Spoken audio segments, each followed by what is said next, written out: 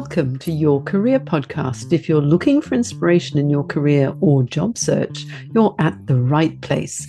I'm Jane Jackson, your career management coach and author of Navigating Career Crossroads. For more career advice and support, go to janejacksoncoach.com and find all you need to create the career of your dreams.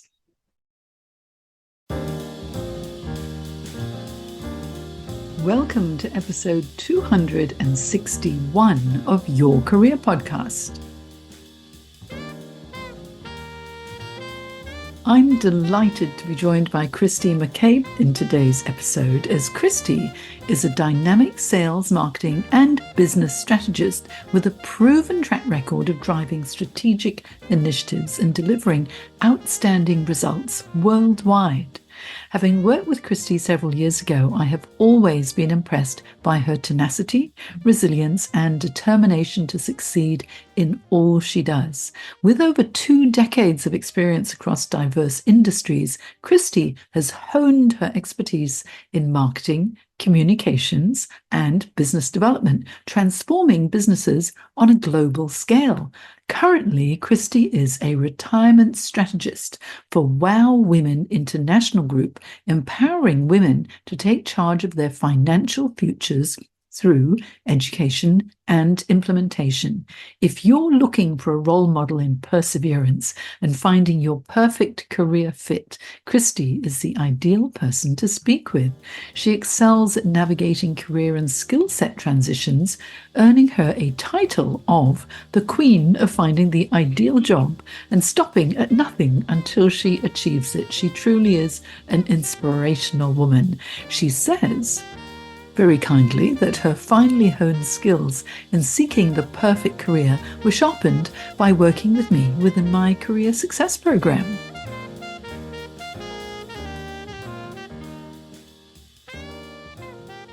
And let's welcome the very lovely Christie McCabe to the show. Hello, Christie.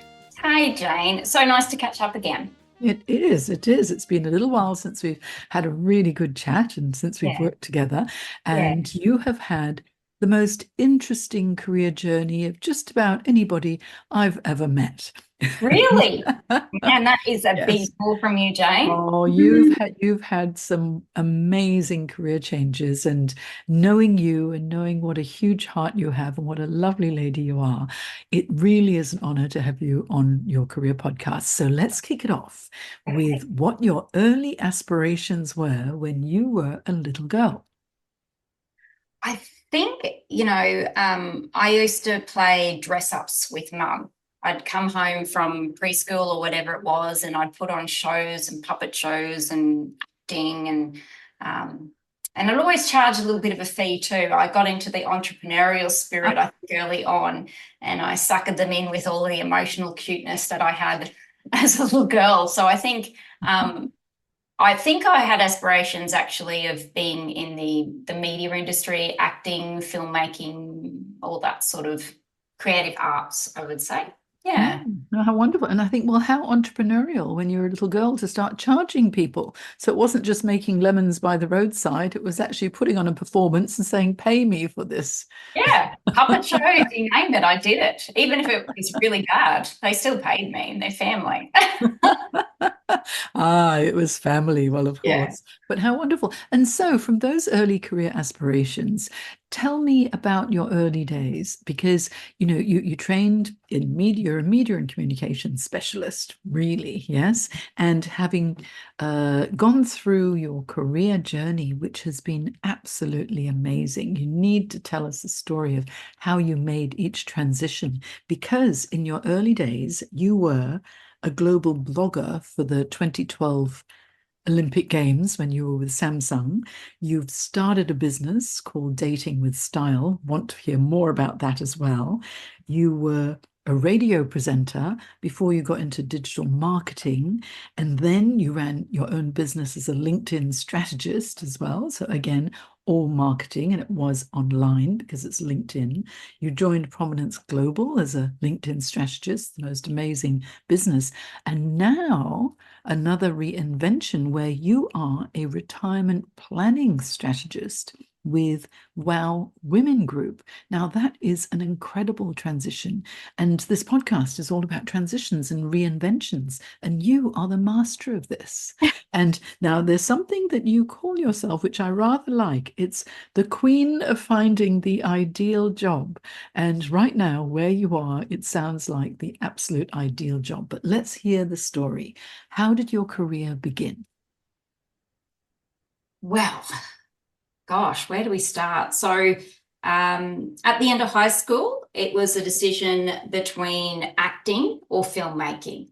And my decision was, well, I think I could act in my own films, and filmmaking and media is one way that you could actually positively influence people on a global scale. And so obviously I then went into and did a film degree.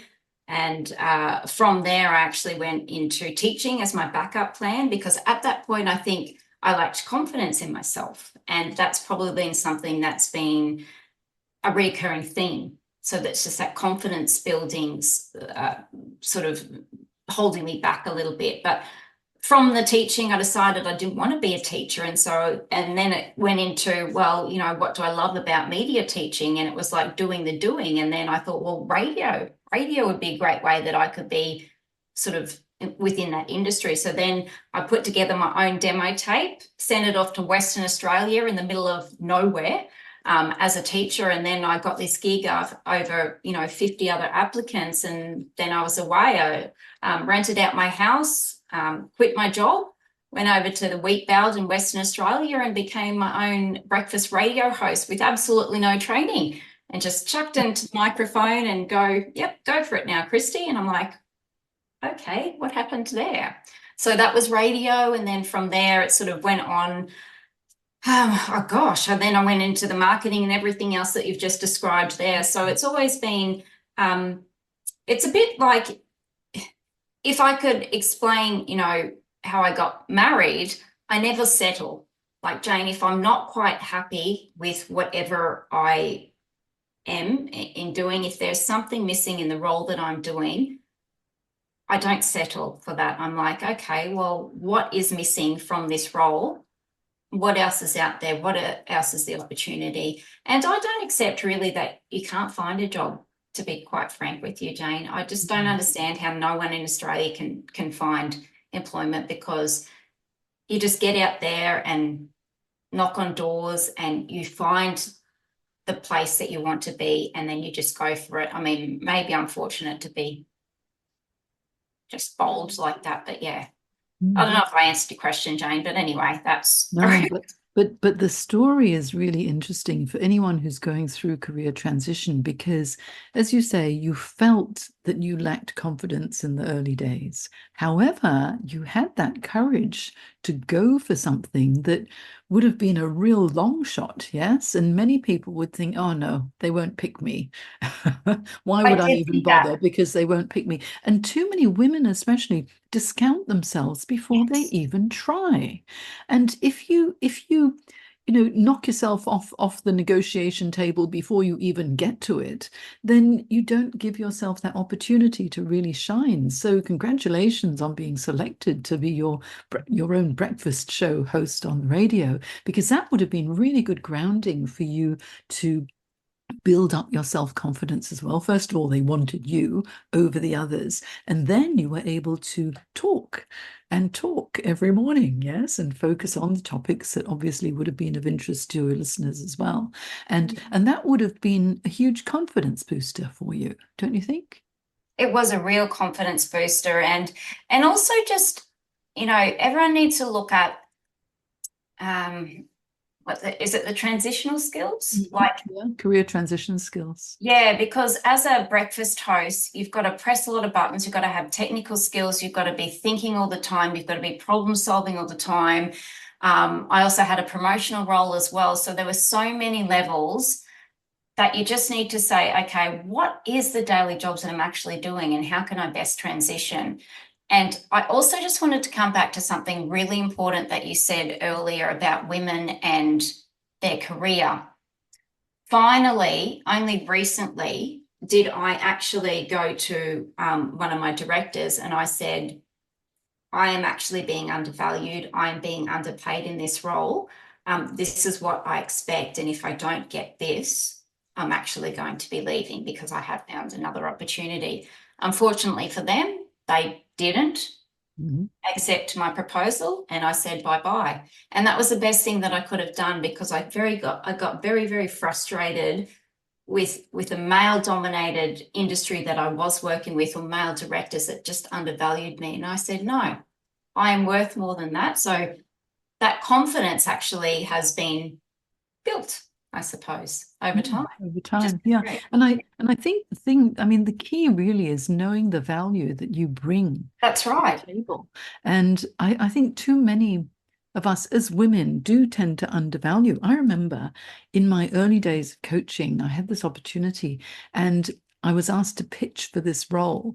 And so I created my proposal, and I wanted to have an experienced coach, a really experienced coach, go through it. And there was this lovely gentleman who was my mentor, really, who was about 70 years old. And he had a look at it and he goes, Jane, what are you doing? He goes, why are you quoting this amount, for the project? And I said, well, I think it's a fair amount. And he goes, no, double it. And I went, oh, what? Really? And he goes, no, in fact, treble it. And I went, you must be crazy. I can't do that. And he goes, can you deliver this? And I said, yes. And I said, but it's not market rate, I think. And so I doubled it. I didn't treble it. And you know what? When I submitted it, they accepted it. And I thought, no negotiation.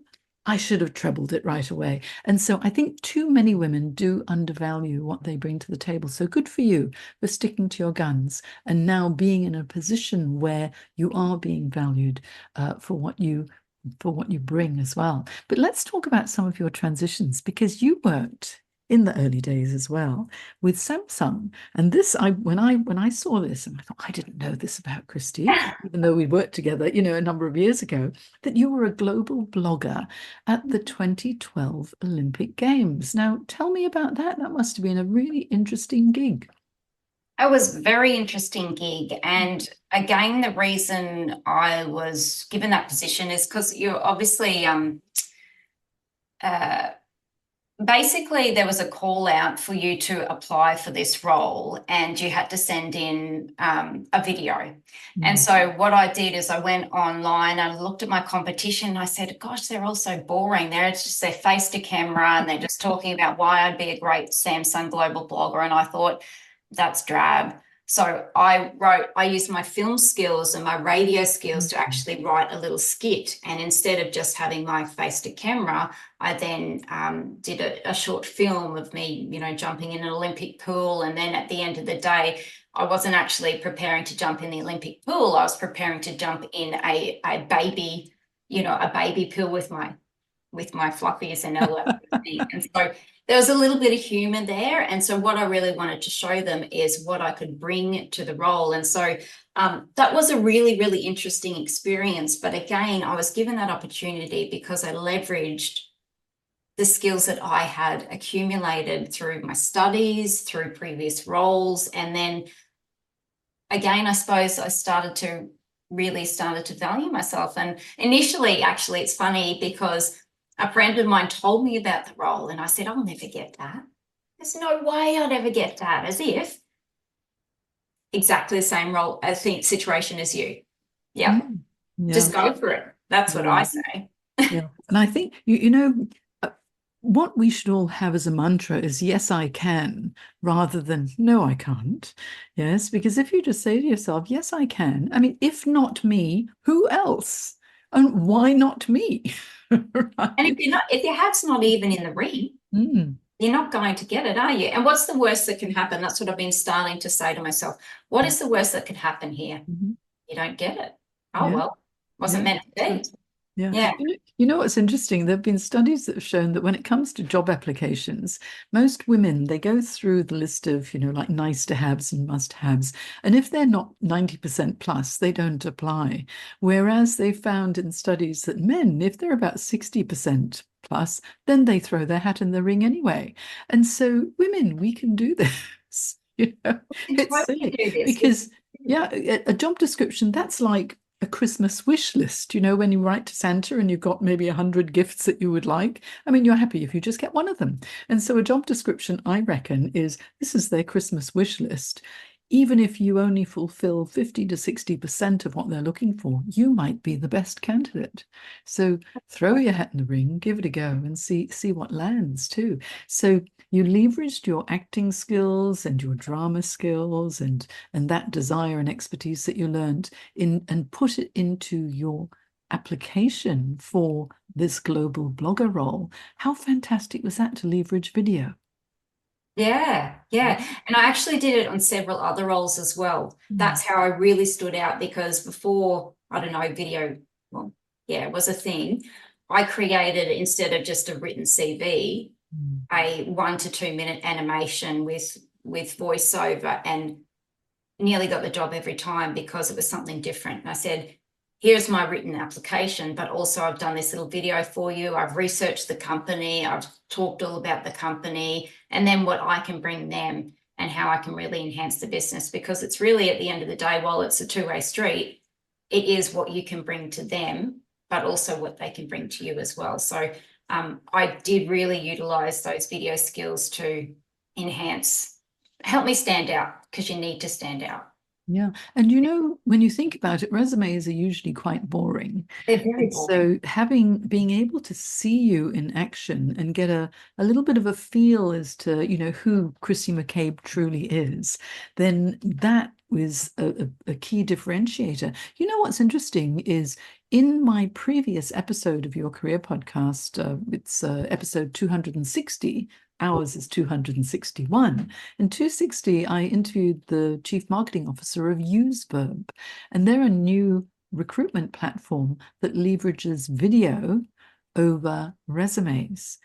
And I think that's going to be a real goer because they're new, they're a startup, they're growing exponentially. And it's very interesting because I 100% agree. If you can personalize the application process, it makes such a difference because too many people don't.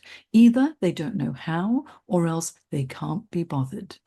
And if you can't be bothered, do you really want that job? It That's demonstrates what your attitude is too. Yes.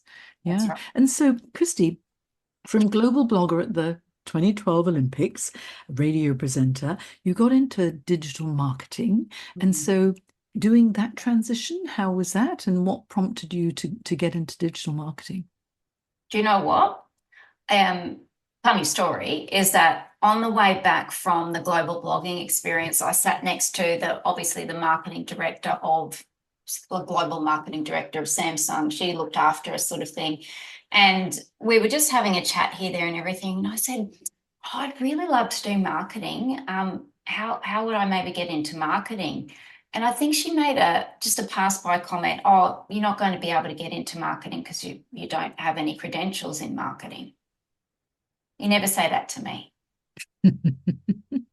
because I went, okay, well, I'm just going to learn it then. And digital marketing is the way of the future. And so I just upskilled myself and I started, admittedly, I started from the bottom, which you have to do. If you're going to transition, you have to get on the tools and you have to learn what you have to learn. Maybe you might need to start on a junior role, but as soon as you get in there and develop your skills and get all that happening, then you move from that company to the next company and then you just develop your skills. So that's really how I got into the marketing side of things. And I also thought that marketing leverages all of the skills that I've Mm. obviously enjoyed doing and, that sort of thing. So yeah, that's how I got into the digital marketing side of things.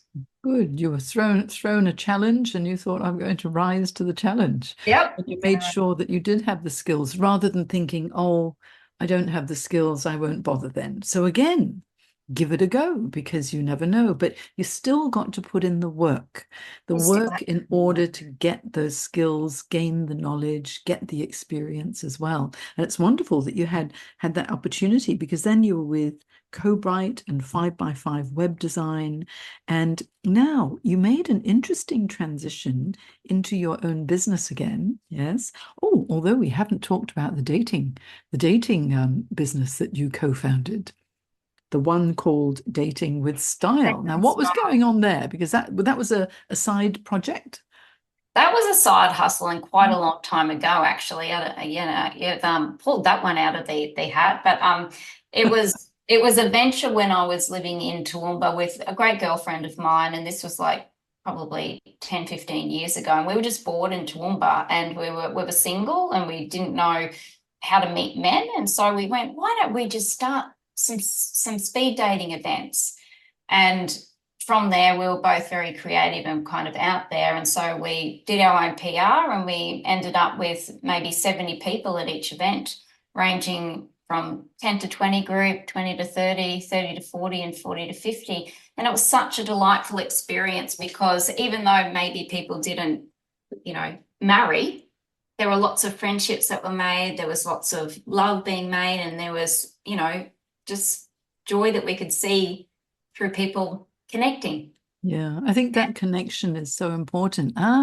So now that gives me a clue as to when you started your other business. It was called Connection Kernel. So the connection was there. The kernel, is that because it was like the beginning of something new? Yeah, kernel, actually, everyone goes, what's that all about? But if you look up the dictionary, a kernel is like the seed. It's the essence of things. And I think in any business and in life, you need to be connected, and people are the biggest connection. And it was a LinkedIn strategist business because LinkedIn isn't about just popping your resume on there. It's really developing your brand and developing really good relationships with people. And the way that you do that is obviously through strategies and that sort of thing. But yeah, that's how I started Connection Kernel, because I was like, oh, I like LinkedIn. Let's just give this a go. And that's how that started as well. Yeah, and there you were. You became a LinkedIn strategist, and you also did something round about the same time that I got into the same thing, LinkedIn local networking events on the Gold Coast. That was about the time when I co-hosted LinkedIn local Sydney events with Gillian Bullock, who was my Yeah. partner in crime when we were doing all things LinkedIn too. So that's very interesting. So you leveraged your experience through dating with style and all of those events and bringing people together, but you did it more on a business side of things with the LinkedIn local events, because they're fantastic. The whole premise is taking online connections offline so you can make an authentic connection. Yes. And how did they go in the Gold Coast for you? They were really great. They were really great. I tended to bring some of my speed dating structure to those events, and I made them a little bit like my own. I had quite a bit more structure to my LinkedIn events than the average of just turning up and just networking. I had it structured into sort of 3 different sections of talking about business concepts, and then pitching your business to perhaps, I sort of match made people with, I thought, potential clients with businesses who might be able to help them and that sort of thing. So it became probably, I put too much work into it, actually, like if I'm going to be frank with it. I should have just had people turn up and you go and do it yourself. But, I really wanted to help people to have genuine connections and not just to migrate to people they might have known. I really wanted to help them to get to know each other on more of a personal level as well. So I often started with, you can't even tell anyone what your job is. That comes in the second section. For now, I really just want you to talk about, I give them like a question, what did you want to be when you're a kid? What's your favorite food? Whatever it might be, to get to know people on a personal level. Because what people tend to do is when you meet somebody and you find out what they do, if you shut off, if you think, oh, well, they can't help me.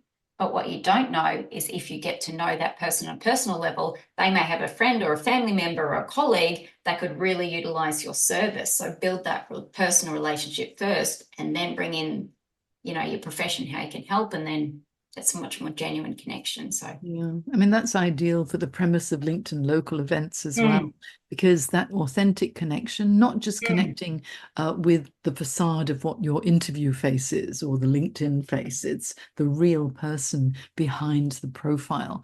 And that's something that we really highlighted in our events, Julian and I, when we held them in Sydney too. We do not a speed dating. We would have a 5-second intro. Everyone could only introduce introduce themselves in 5 seconds, name, same, claim to fame. A bit like, I'm Jane Jackson, I'm a career management coach, and I specialize in career transition coaching. That's it. Right. So you can do that in 5 seconds. So everyone had to do that because we'd have about 50, 60 people in the room. So it had to be quick. Yeah. And then after that, Gillian would give LinkedIn tips for business to business. I'd give LinkedIn tips for job seekers, and we'd educate them, and then they would mingle. Sometimes we'd have networking cards with 2 or 3 questions that they had to ask each other as well. And it was so much fun. Yeah, I mean, it was fun. We should have had a joint Gold Coast and We should have. Like, I didn't know anyone else was doing that sort of thing. That's so cool. Yeah, Yeah. it really was brilliant. But back to you. And so, Connection Kernel, then you joined Prominence Global, a LinkedIn strategist, where you really honed your LinkedIn skills very strongly. And then you transitioned into this new role, which I think you've got to tell us all about it, because now you're with the Wow Women Group. And the Wow Women Group is all about financial independence for women, yes? And you are a retirement planning strategist for them. Now, making this transition, tell me about it, and then tell me about all the wonderful things that the Wow Women Group is doing for women. Okay. So the transition came because probably on a personal level, about 3 years ago or so, or no, probably about 5 or 6 even, I realized my financial literacy was pretty poor. I was just working for the man. You know, I wasn't having any residual income, and I knew nothing about investing. I knew nothing about my super, and so I actually auditioned or interviewed several financial advisors to find one that could not only do everything for me, but also provide me with some education, because I think with education, you know, I know that everything's doing the right thing. But it was just a really busy time in my life, and I had a financial advisor, but it got to a point where I think he gave me some really bad advice, and I sold a property that I'd been holding for about 14 years, and it was really my property, and I'd worked really hard to pay that off, and it was a sign of my independence before I partnered up and all that sort of thing. And I sold it, and then pretty much 3 months later, there was the boom in Queensland of the property, and it was a real hit to me. And and then I questioned him, and I said, why did you even ask me to sell that? There was no reason for me to sell that. I could have kept that property. And then he was trying to justify things. And that's when I realized I need a new financial advisor. And so I looked online, and then I came across Tracy Sofra, actually. And then I binged all of her podcasts, and I absorbed all of her information. I got on her email list. And then basically I had a consult with her, and then I'd done a little bit of education with her free wise. And then lo and behold, an email came into me that she reached out to anyone looking for an opportunity to work with her and to help other women, you know, in this role that I currently am.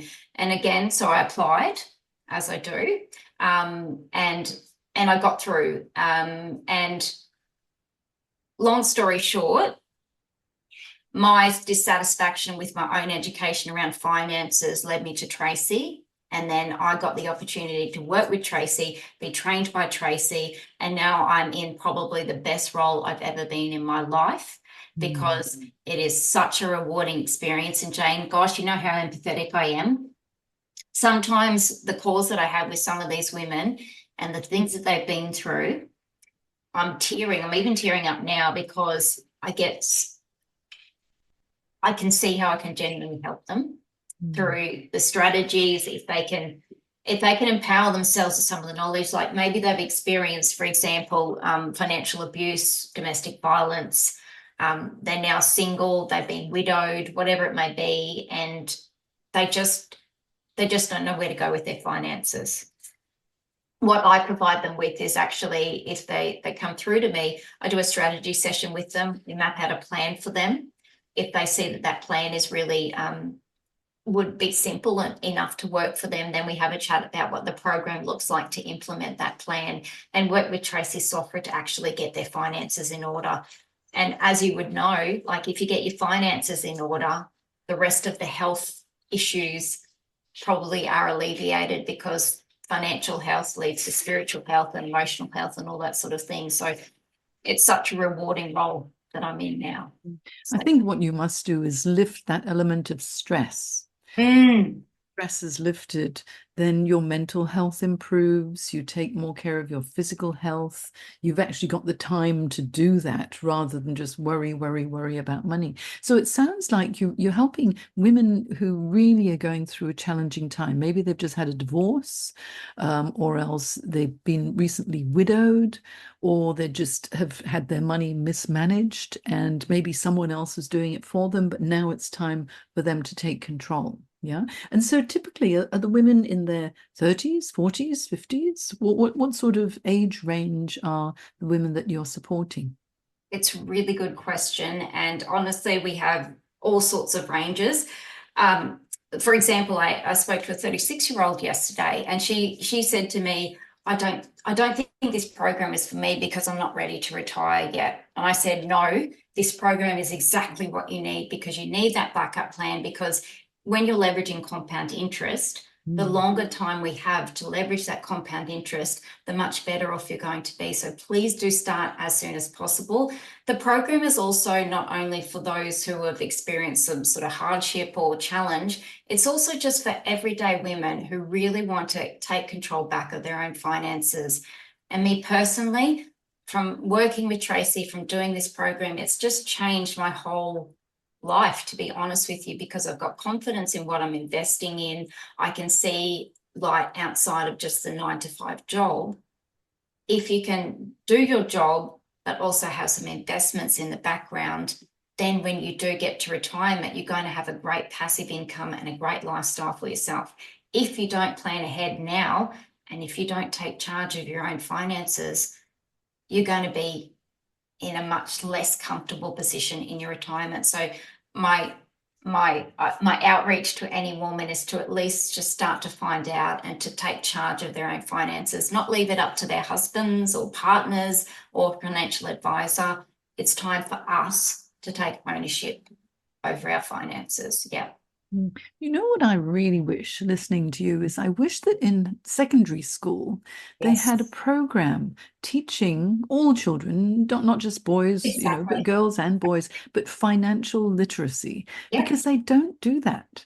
And certainly when I was in school, there was accounting and bookkeeping, but there was no actual financial literacy, investments, talking about compound interest, because compound interest is very nice over 10 years. But then when you get to the 10 to 20 years phase, it grows exponentially. And most people don't even realize that. So yes, the earlier you do it, the better. But what about those who are a little bit older? Say there's someone in their 40s or 50s. What would you recommend to them?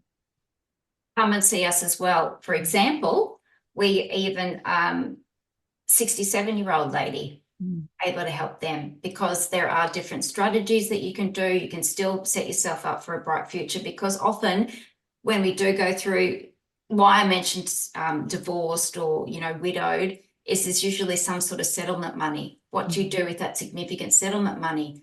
Maybe you've got a self-managed super fund that's been separated. What do you do with that fund? Do you put it back into, what do you do with all these really big decisions? You've got a change in life. You've no longer got a partner. You've got kids probably that you're trying to manage. All of these big stresses, all these big decisions on your shoulders.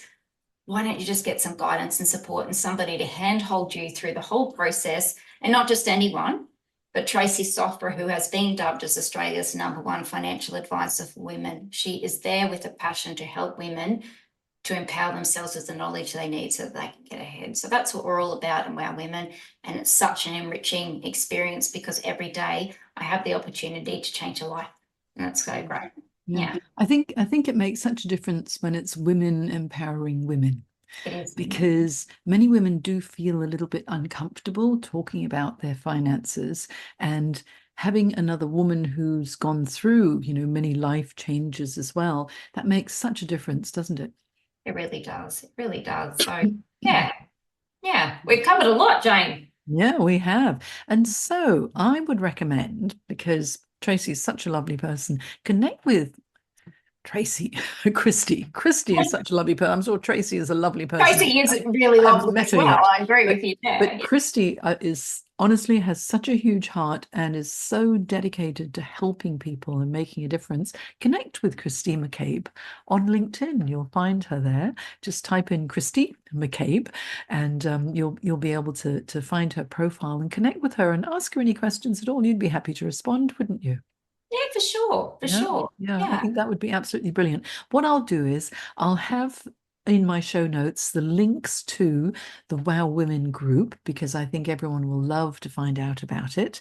Yeah. And it's at wowwomen.com.au, just in case someone wants to go immediately. And then have a look at the button or click on the button that says how the program works, because that will be helpful. But first of all, connect with Christie on LinkedIn because she'll be able to answer any other questions that you may have as well. And I'm really thrilled that we've had the opportunity to get to know each other and work together over the years. And I'm really impressed with everything that you've done and the huge heart that you have and your powers of reinvention as well, because things change in life. You have to know how to be resilient and reinvent your career as well. And you're doing wonderful things helping women now. Thank you And so so, Christy, what would you say is your top tip for women who are concerned about their finances later in life? What's the one thing they really should focus on? Well, I'd obviously be reaching out for some guidance, but your superannuation, you really need to have a look at how to best optimize your superannuation and have a look at strategies outside of super that are really safe. For Mm. example, blue chip companies or real estate investment trusts, they're both sort of lower risk investment strategies for them, but just boost your education, reach out to Wow Women first and foremost, and to see what Tracy has to offer because she's the expert with the finances. I just help with the strategy side of things. So, yeah, and just focus on your supers and external investment strategies to super that are relatively low risk. Wonderful. You're such an inspiring personality, Christy. Thank you so much for spending time on the podcast today and for sharing your story too. It's really definitely inspiring and it'll certainly help many women as well.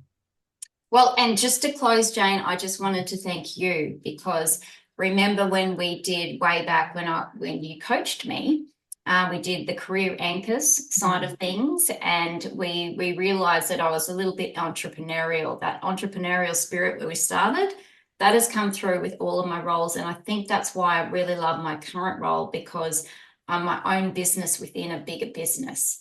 So I have the autonomy, I have the ownership. I'm able to use all of the skills that I've culminated into to actually do this. And so I always think about our time together and why perhaps the role I'm in might not be aligning. Maybe it's to do with some of the work that we did there. So I really thank you, Jane, for all of the things that you've done to help me to get to where I am now. Really Well, appreciate it. as long as you have career clarity, you understand your purpose and what you are able to do in order to help others, I think you've certainly found it now. So congratulations. I'm delighted for you. Thanks And so much. thanks so much for spending time with me today. And I'll definitely have you on again to talk more about your journey in the next Who phase. knows what's next? Wonderful Who knows? phase. No, I think it's going to be this for a long time because it sounds like you're helping so many people. It's actually filling your spirit as well.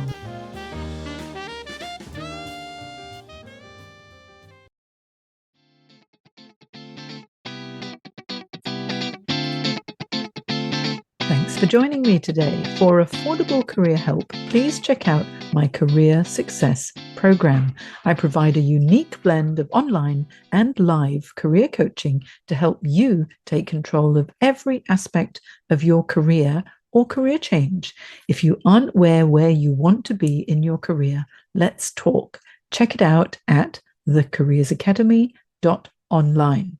The links are in my show notes.